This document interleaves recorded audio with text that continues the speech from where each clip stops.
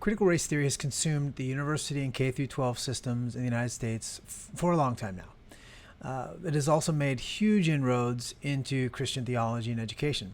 So in this video, I want to unpack 4 key aspects of critical race theory and ask the question, is CRT compatible with the Christian worldview?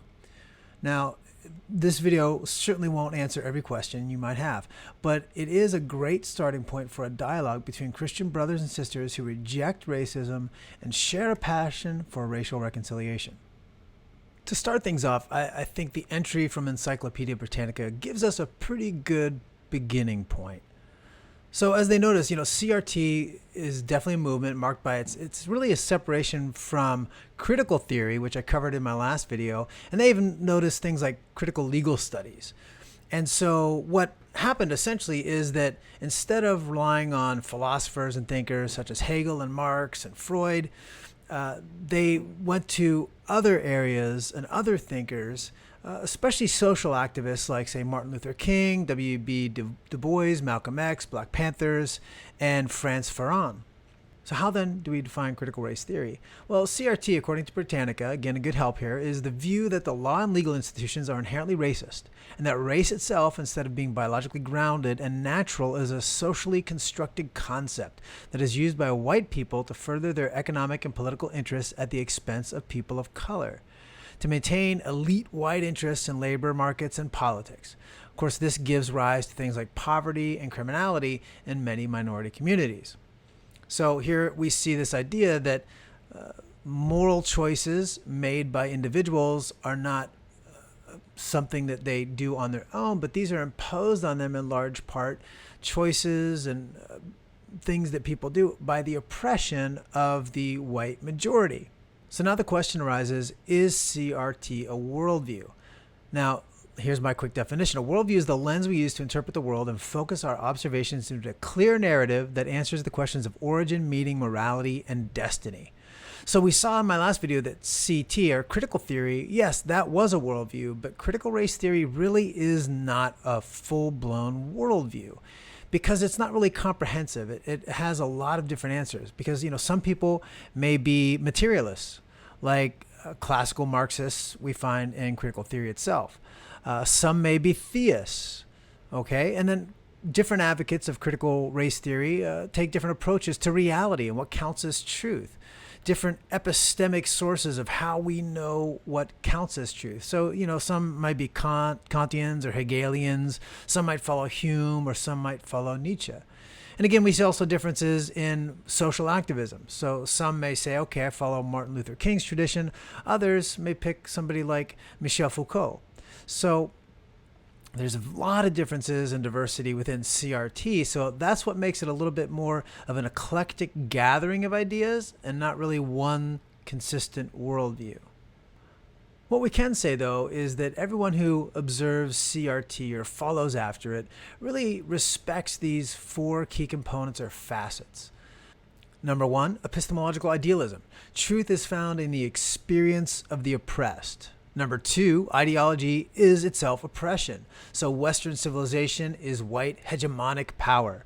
Number 3, individuality is incidental. Identity and rights are conferred by one's group status, that is, whether you're part of the oppressor or the oppressed class. And number 4, justice is sociopolitical. That is, liberation of the oppressed groups occurs by taking power from the oppressor groups at any cost.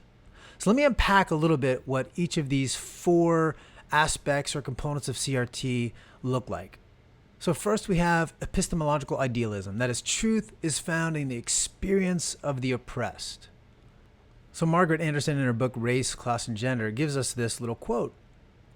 She says that the idea that objectivity is best reached only through rational thought is a specifically Western and masculine way of thinking, one that we will challenge throughout this book.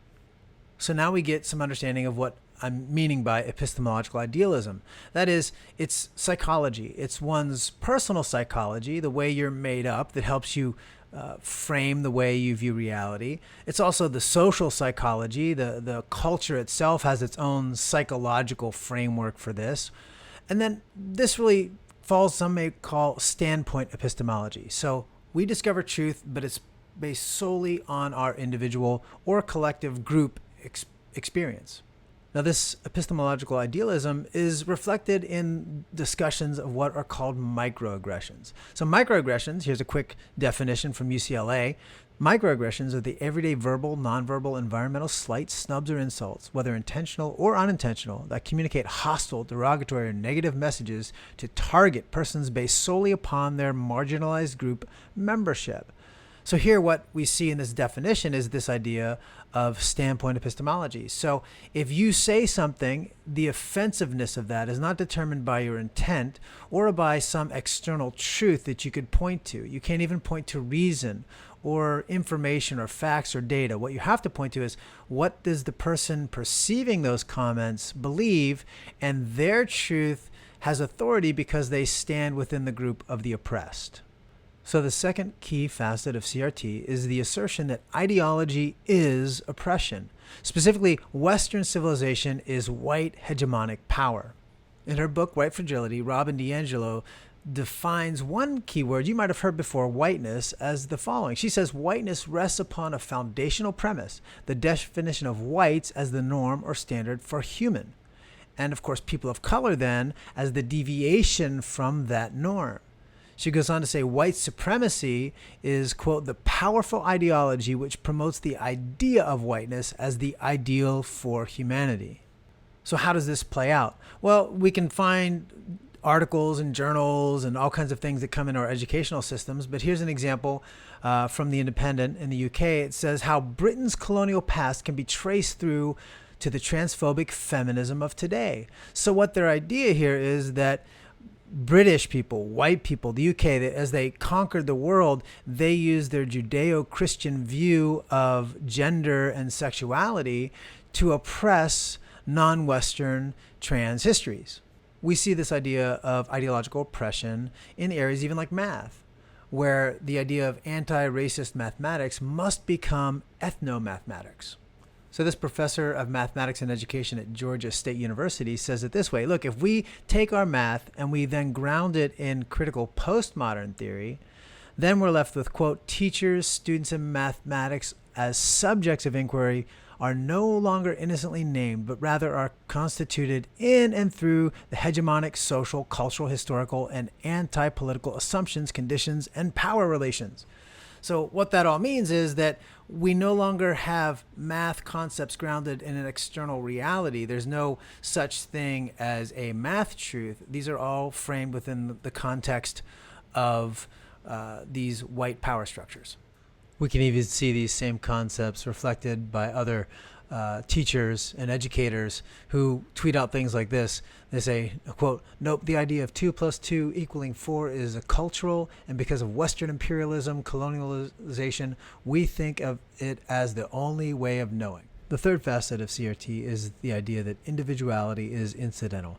That is, identity and rights are conferred by one's group status, whether you're oppressor or oppressed. Now, important to remember, in critical theory, as I showed in my other video, individuality is really considered an illusion, but I don't think it's quite that strong, at least not for everybody who holds to CRT. So I'm just going to take a more modest claim and say that minimally for CRT, individuality is incidental or secondary to this group identity.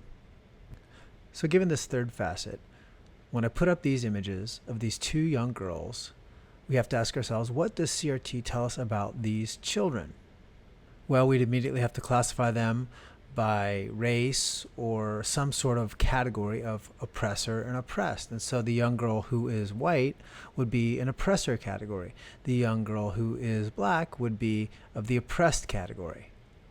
But now, given CRT, what changes if I tell you that these girls are twins? Now I'll really answer that question in a future video, but right now what I want to look at is this concept of intersectionality. That's how these two girls are evaluated. So you look at issues of race, sex, gender, class, all of these different facets of their life, and you have to say, okay, where do they fit on this hierarchy of intersections between oppressor and oppressed groups of people? And that's the way that they're examined in this third ideal of CRT.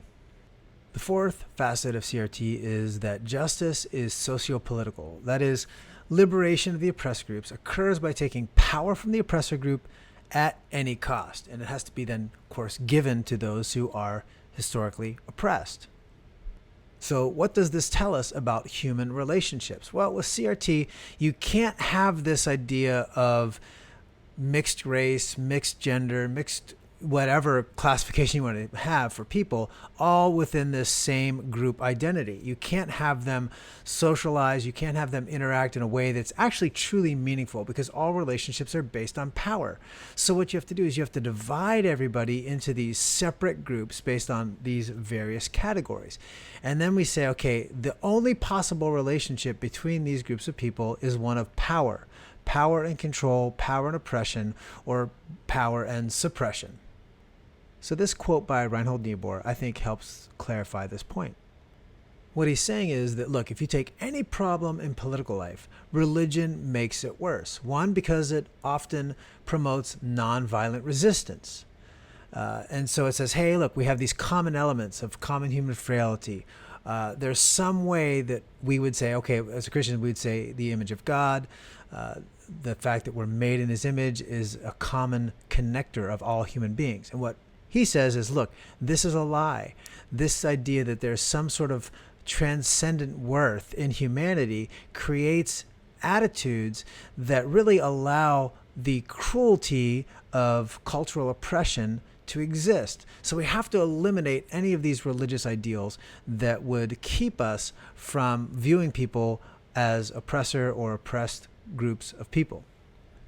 And then he goes on to say this, and this is where the idea of overthrow oppressors at any cost comes in. So Niebuhr says, quote, the middle class and the rational moralists who have a natural abhorrence of violence may be right in the general thesis, but they are wrong in their assumption that violence is intrinsically immoral. Nothing is intrinsically immoral except ill will, and nothing intrinsically good except goodwill. So, I mean, how he comes at these is another question, but he just simply says this: the idea that violence is a bad thing is not true, because if it serves the cause of liberation of the oppressed, it becomes a good thing.